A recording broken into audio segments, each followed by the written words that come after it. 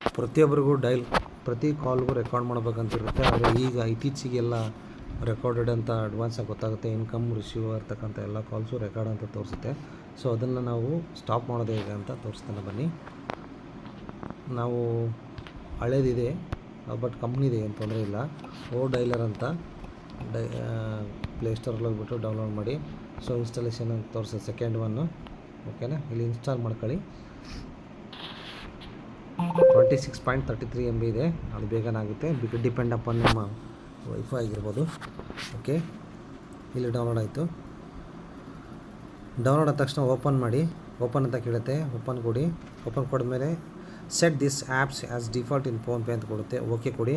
So ಇಲ್ಲಿ default ಕೊಡಿ, set as default ಅಂತ ಕೊಡಿ. ಓಕೆನಾ, ಅಲೋ ಕೊಡಿ. ಏನು ಕೇಳ್ತದೆ ಅದೆಲ್ಲ ಪರ್ಮಿಷನ್ಸ್ನ ಅಲೋ ಮಾಡಿ, ನೋ ಪ್ರಾಬ್ಲಮ್. ಆಮೇಲೆ ಬ್ಯಾಕ್ ಬನ್ನಿ. ಹಳೆ ಡೈಲ್ ಇರ್ತಕ್ಕಂಥದ್ದು ಲಾಂಗ್ ಪ್ರೆಸ್ ಮಾಡಿ. ಅಲ್ಲಿ ಏನು ತೋರಿಸುತ್ತೆ, ಸಿಂಬಲ್ ತೋರಿಸುತ್ತೆ, ಆ್ಯಪ್ ಇನ್ಫಾರ್ಮೇಷನ್ ತೋರಿಸುತ್ತೆ.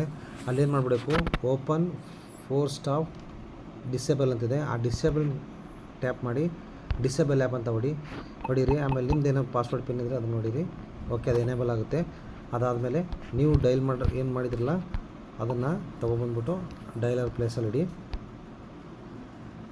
ನೋಡಿ, ಇಲ್ಲಿ ತೊಗೊಂಬರ್ತಾ ಇದ್ದೀನಿ ಮೇನ್ ಪ್ಲೇಸಲ್ಲಿ. ಸೊ ಇಲ್ಲಿ ಇದನ್ನು ಟ್ಯಾಪ್ ಮಾಡಿದ್ಮೇಲೆ ಸೊ ಇಲ್ಲಿ 3 ಡಾಟ್ಸ್ ಬರುತ್ತೆ. ಸೊ 3 ಡಾಟ್ಸಲ್ಲಿ ಸೆಟ್ಟಿಂಗ್ಸ್ ಹೋಗಿ, ಸೆಟ್ಟಿಂಗ್ಸಲ್ಲಿ ಸ್ಪೀಡ್ ಡೈಲ್ ಆನ್ಸರ್ಸ್ ಕಾಲ್ ರೆಕಾರ್ಡಿಂಗ್ ಅಂತಿದೆ, ಇಲ್ಲಿ ಥರ್ಡ್ ಒನ್, ಅಲ್ಲಿ ಹೋಗಿ.